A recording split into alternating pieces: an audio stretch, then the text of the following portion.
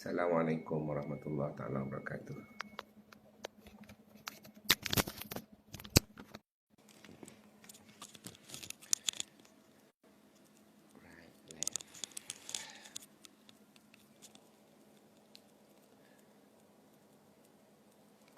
Okay.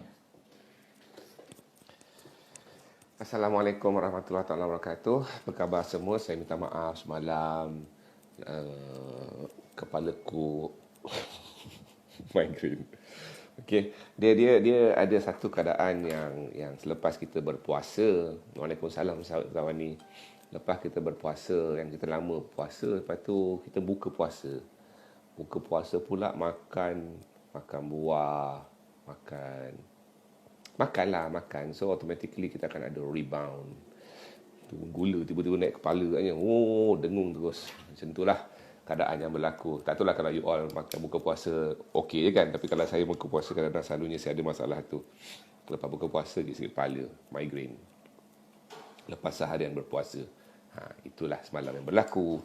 Jadi lepas maghrib saya pun ambil nap sekejap, terus tak boleh tahan kepala. So tak dapatlah semalam kita berlive mengenai apa yang kita nak bincangkan dalam isu coronavirus.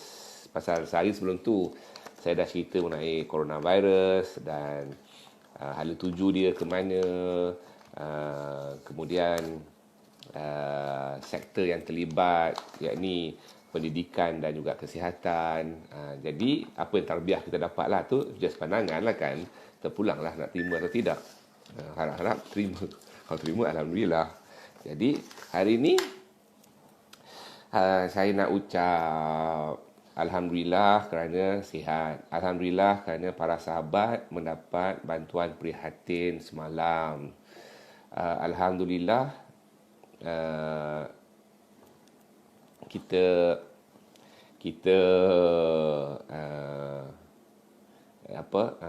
dapat dari PKS malam, Tan Sri Muhyiddin Yassin, YBPM kita memberikan kita bantuan sekali lagi. Jadi okey, itu alhamdulillah benda yang kita tahu. Tak dengar ke? Dengar tak dengar? Okey. Jadi saya harap sekarang ni kita akan bercerita mengenai pembentukan clusters yang tengah berlaku. Alhamdulillah semalam kes nampak rendah. Akan tetapi you all jangan bermimpi bahawa coronavirus tu terus hilang. Jangan, bahaya, ya Allah, bahaya. Bahaya sungguh pemikiran begitu. Jadi apa yang saya nak ceritakan adalah okey. Kita tahu, seulang sekali lagi, kita tahu hala tuju coronavirus. Hala tuju coronavirus selagi tak ada vaksin dan tak ada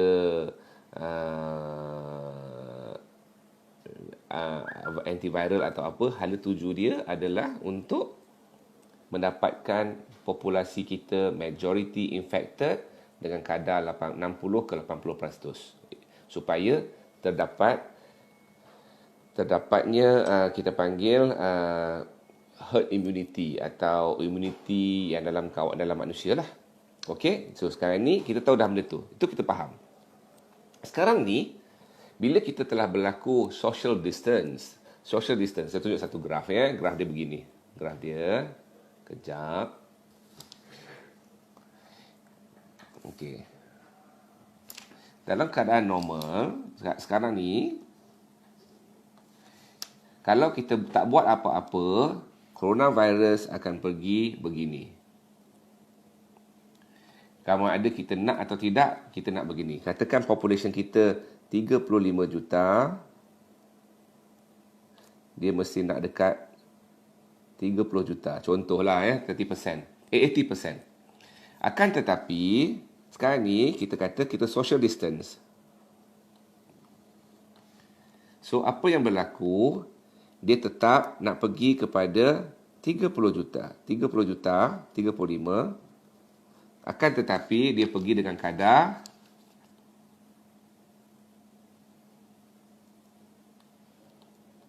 panjang pula aku punya. Macam tu. Nampak tak beza dia?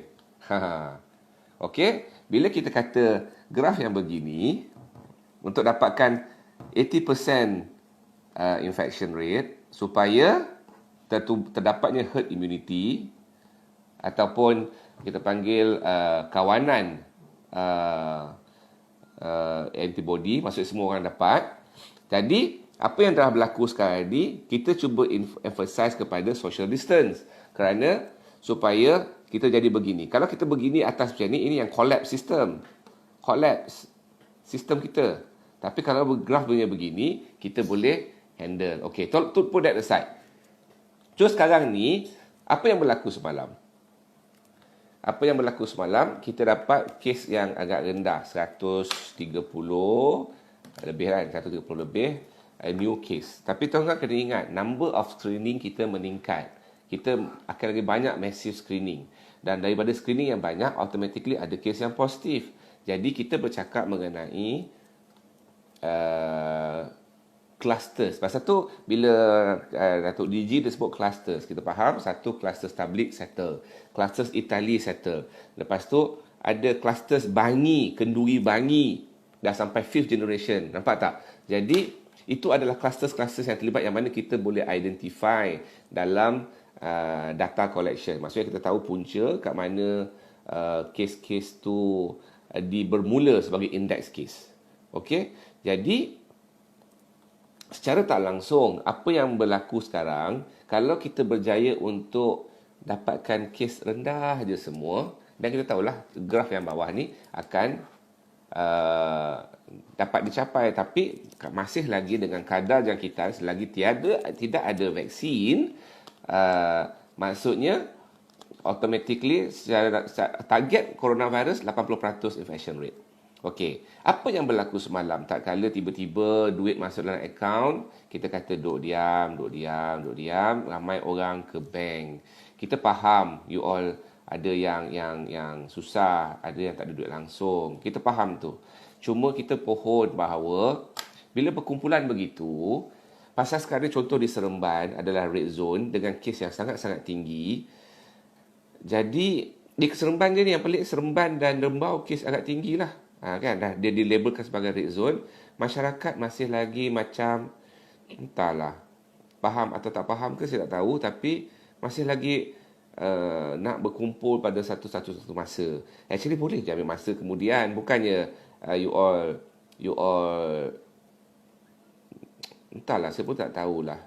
So bila berkumpul sekaligus pada masa serentak, jalan jarak 1 meter pun tak terjaga, you all memang terdedah kepada new clusters pula. Cluster ni agak complicated pasal kita tahu dalam kes sekarang kita tak tahu pun mana-mana kes yang ada. Dan ada kes yang tak ada kontak pun. Pasal tak ada yang dalam yang dia tulis dia tak tahu pun mana datang kes dia. Dia tak pernah kontak, dia tak tahu siapa-siapa pergi overseas pun, dia tak jumpa, tiba-tiba dia positif. Ini yang kita cuba elak. Pasal kalau katakan dia terdedah kepada pesakit yang dia tak tahu, means bukan local case. Jadi macam mana kita nak identify clusters tu? So jatuhlah clusters tu kepada clusters bank lah. Kalau dia pergi bank kan semalam banyak sangat bank. So macam mana korang kata nak settlekan PKP ni? Pasal kalau tiba-tiba ada clusters yang baru penghujung minggu ni, dah pening. Kita faham you all the duit. Kerajaan pun cuba bertindak supaya rakyat negara ni hidup. Hidup boleh makan, boleh minum. Tapi tolonglah berdisiplin. Tolonglah. Yang muda-muda tu tolonglah mak bapak tu. Yang kalau tengok gambar semalam, kebanyakannya orang tua ke bank. Pakcik-pakcik minta anak je cucuk keluar duit. Kalau perlu sangat. Ambil anak-anak yang muda-muda atau jiran. Tolong jaga jiran. Kalau you all tahu mana pakcik-pakcik tu yang tua, yang tak ada duit, you all tolong jaga jiran supaya kalau pakcik-pakcik tu kita tengok data yang menyebab banyak kematian adalah 50 tahun ke atas kebanyakannya, 60, 70. Walaupun ada yang muda, tapi majoriti adalah pada umur yang tua. Jadi automatically kita bercakap mengenai risiko yang ada kepada orang-orang tua. Coronavirus ni mengajar satu lagi benda yang selalu penting adalah semangat kejiranan. Denggi ni gagal kenapa nak kawal? Pasal jiran tak peduli dengan jiran. Bagi coronavirus duduk kat rumah terus korang. Pada muka. Kan contoh. Pasal apa? Pasal itu yang berlaku. Dalam kes denggi, contoh denggi adalah satu penyakit kejiranan. Rumah jiran tu ada air, rumah jiran tu ada pokok orkid, rumah jiran tu rumah kosong. Tapi seorang tak peduli jiran menyebabkan denggi bermahaja lela dalam neighborhood korang. Lepas tu korang salahkan Kementerian Kesihatan tak datang sembuh. Sedangkan dia adalah melibatkan kejiranan, gotong royong, bersihkan air yang tertakung. Itu sebenarnya. So, bila sama dengan coronavirus. So, bila datangnya coronavirus, saya mohon kepada semua, kalau sikap kita begini, PKP ni pasti akan dilanjutkan. Kalau sikap kita lah. Pasal sikap kita mengundang another case search. Asal sikap kita berkumpul. Setakat bank berkumpul. Belum lagi ni kalau katakan kerajaan uplift je PKP, dia lagi semua pakat balik menduyun, tak kena kontrol. Please control. Yang muda tolong yang tua. Anak-anak cek mak kat rumah ada duit atau tidak. Kalau mak terima BIN tu ataupun anak-anak saudara, tolong cek pak-pak saudara tu. Tolong cucukkan duit diorang. Diorang perlukan duit, betul, kita faham benda tu. Okey? Okey, sekarang ni kita nak mengelak kluster yang baru terbentuk. Sekarang ni kita dah tahu ada kluster Itali, kita ada kluster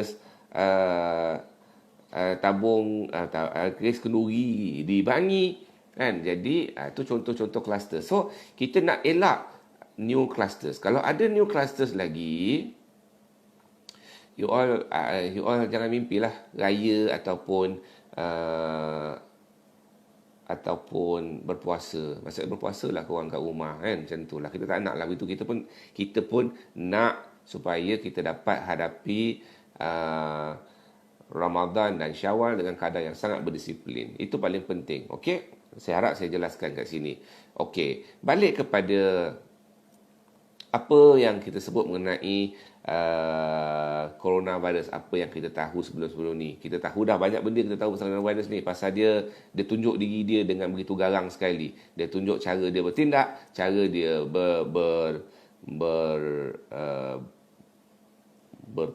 berpindah antara satu badan ke satu badan. Kita tahu benda tu. Jadi semalam kita lihat banyak pasaraya ataupun banyak pihak cuba membuka kembali sektor-sektor tertentu lah.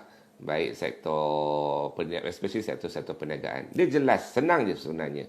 Yang penting, baik sektor perniagaan retail semua, you all kena jaga distance.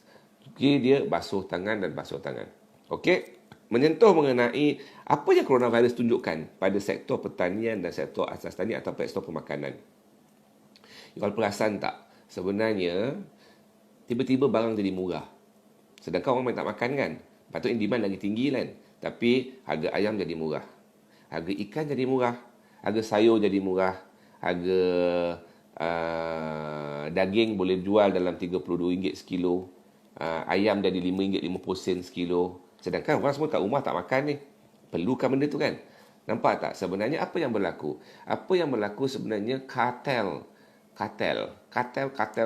Maksudnya tokan-tokan yang mengawal harga dalam melibatkan baik ikan, ayam dan daging, semuanya terjejas dengan teruk. Jadi ini membuktikan bahawa kalau semuanya dalam keadaan sekarang, sebenarnya benda yang boleh dijual tu sebenarnya tak adalah mahal mana pun. Jadi kita tahulah kerajaan boleh reset banyak benda. Baik Kementerian Asas Tani, KPN, HCP, tahu pun sebenarnya asas harga. No way diorang jual harga RM5.50 sekilo daging ayam tu tak untung. Masih lagi untung. Pasti ada untung. Pasal kita tahu cost price. Kawan saya Dr. Zainul, kita tahu cost price. Jangan melampau sangat ambil untung. Sama juga dengan daging. Saya bersama dalam grup sini adalah patient tu, kawan saya Den Bangi. You all Google Den Bangi. Tokil lembu dari Bangi. Boleh jual je RM30 sekilo. Tak perlu pun nak jual sampai RM38 sekilo. Jadi kita faham bahawa coronavirus juga memberikan reset satu benda yang besar. Cumanya kita kena faham sama ada kita serius atau tidak dalam mengawal kehidupan kita. Saya dah sebut mengenai pendidikan, saya sebut mengenai kesihatan, sekarang mengenai pertanian. Kita kata bahawa sebenarnya banyak benda yang sebelum ni semua orang mengambil untung dengan tahap melampau, menekan orang-orang susah, menekan orang-orang B40, menekan orang-orang lagi yang kaya makin kaya, yang susah lagi susah. Jadi inilah yang sebenarnya yang Allah Taala ajar, bahawa sistem ekonomi yang kita hidup selama ni sangat-sangat membebankan dari segi makan, pakai dan hidup. Semua sekali lah sebenarnya mahal. Okey. Jadi apa lagi aku cerita tadi, lupa pula dah. Satu, hala tuju, coronavirus, sekarang clusters dan juga sektor pertanian dan sektor kesihatan, sektor pertanian asas makan. Okey. Bila kita bercakap mengenai sekarang ni mencapai Ramadan, okey, saya kalau kita lihat bila kita nak menghadapi Ramadan, 2-3 hari lagi kita akan dapat masuk nisfu Syakban. Bila masuk ke Ramadan, kita akan bercakap mengenai zakat fitrah. Zakat fitrah. Okey. Rasa-rasa tuan-tuan, macam mana kita nak bayar zakat fitrah nanti? Macam mana collection pada majlis agama? Rasa-rasa macam mana collection pusat zakat tak kala rakyat banyak tak makan? Okey, banyak rakyat yang agak terputus makan. Kalau keadaan berterusan, kalau kita kata berapa lama hala tuju coronavirus ni, banyak expert menganggarkan at least setahun untuk keadaan ni berterusan. Jadi selama setahun, kecuali dengan kluster-kluster yang pendek, jadi automatically harap-harap PKP ni dipendekkan lah. Kalau PKP ni dipendekkan, alhamdulillah. Tapi disiplin you all tetap kena jaga. Kerana apa? Kerana masyarakat kita perlu hidup. So bila masyarakat kita perlu hidup, masyarakat kita bekerja, masyarakat kita boleh tunaikan zakat. Bila masyarakat boleh tunaikan zakat, isu dia sekarang ni, macam mana pula kita nak bayar zakat? Macam mana nak bayar zakat? Boleh tak? Macam mana bayar zakat? Kan? Dengan ambil zakat dekat masjid, dekat nak buka kaunter zakat tu nak salaman. So macam mana kita fikir? Jadi pandangan saya mudah. Pandangan saya, pasal kita boleh, memang ada apps, memang apps macam kita di tabungkasih.com boleh bayar zakat, tapi kami tak boleh bayar terima zakat fitrah pasal kami tak pelantikan ambil zakat fitrah tu berbeza. Kami zakat yang lain selain daripada zakat fitrah. Tapi kalau kita kata zakat fitrah, banyak negara-negara yang telah mengaplikasikan pembayaran zakat fitrah online. Rasa-rasa berapa ramai yang pandai bayar online, berapa ramai pula yang nak pergi baca, nak bayar berdepan kan. Jadi apakah cara yang terbaik untuk masjid agama atau amil-amil pusat zakat pergi rumah ke rumah atau buka kaunter drive-thru? Jadi kalau tidak, lama ni. Kalau kita tengok calculation based on majority negara, PKP adalah extended. Majority negara, okey, saya tak bagi komen on terms of negara kita, tapi kita cakap majority negara PKP bukan 1 bulan. Dia punya lockdown at least 2 months to 3 months. Itu yang kita tahu negara-negara lain yang masif gila-gila. Jadi kita macam mana? Kat mana kita nak tunjukkan bahawa negara Malaysia ni, orang Malaysia ni boleh uplift PKP dengan syarat korang berdisiplin. Rakyat Malaysia berdisiplin. Pergi bank dalam kadar terkawal, bayar zakat dengan kadar terkawal, nak shopping dengan kadar yang terkawal, balik kampung dengan kadar yang terkawal. Jadi macam mana?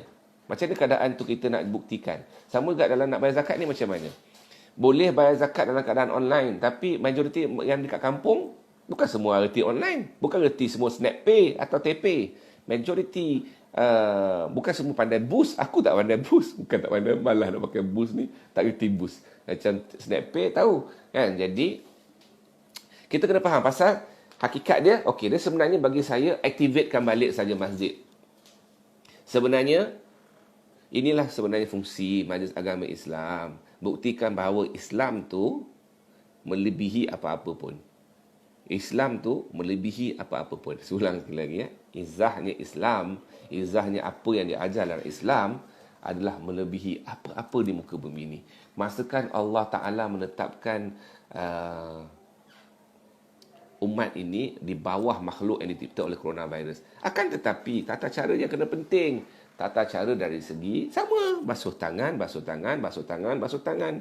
Social distance, social distance, social distance. Activatekan je masjid balik.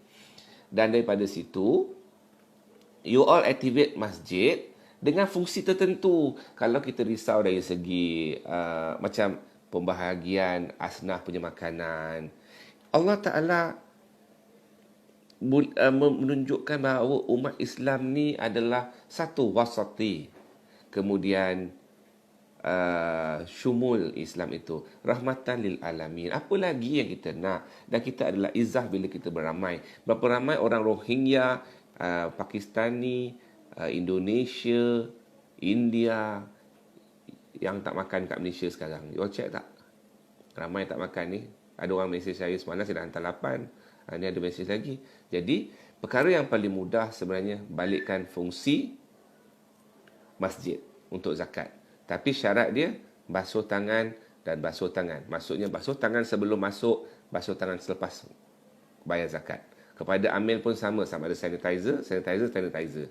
Okey? Perkara yang paling baik kalau katakan zakat amil zakat tak sihat, tak payah kerja. Sama juga dengan yang tak sihat, tak payah pergi bayar zakat. Sebulan kot masa yang ada untuk again, Majlis Agama kena lihat sama ada data mencukupi tak untuk orang bayar zakat. Pasal next down the line, ramai orang takkan mampu membayar zakat kerana diorang tak ada duit nak makan pun. Kebanyakannya jadi asnaf. Cumanya kerana hilang punca rezeki. Cumanya kena lihatlah disiplin ataupun masyarakat kita ni bersama-sama tak membantu, sama-sama tak membina masyarakat ni kembali. Itulah saya boleh komen untuk hari ni. Pasal saya sudah komen pasal kita nak menghadapi Ramadan, kita akan berfikir untuk berpuasa. Bila berpuasa tu tak apalah, dah 2 minggu ni makan semua, makan apa yang ada kan. Jadi nak berpuasa bukan setakat berpuasa je. Kedua adalah zakat. Okey, kucing. Tak tahu tambah pasal kucing kan? Okey. Saya ada 5 ekor kucing. Nama dia Cumi, Manja, Majnun, Laila dan juga Lela. Okey, sebenarnya dia hanya pendapat, tak ada confirmation. Okey, sama ada kita, kalau kita ada kucing, saya ada kucing kan. Saya ada coronavirus tak? Saya tak ada coronavirus. So saya ada kucing. Dah kenapa aku nak kurung kucing tu pula? Lainlah. Kalau sama dengan kucing tu, ni memang penyakit sesama kucing sebelum ni pun. Cuma banyaklah jenis coronavirus pada kucing tu. Jadi kalau you all tak ada kena coronavirus dan you all nak main kucing, main je lah. Cuma lepas tu basuhlah tangan. Kau pergi menjunjung kucing, lepas tu geram. Lepas tu buat tak faham kan, tak basuh tangan, tak apa. Janganlah macam tu, jangan complicated sangat keadaan ni. Okey?